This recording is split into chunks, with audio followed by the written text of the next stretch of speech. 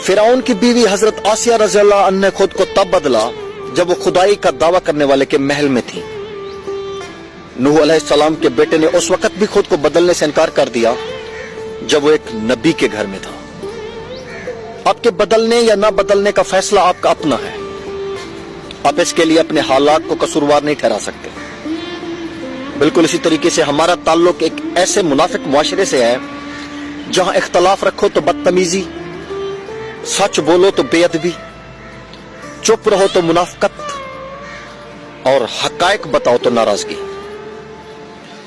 और सच कहूं तो सबसे बेहतरीन और बदतरीन शायद जिम्मेदारी है जो सिखाती तो बहुत कुछ है मगर बहुत कुछ छिन जाने के बाद। अंदर की तैयारी खुद करनी है। बाहर से तो लोग मार्बल लगा देंगे।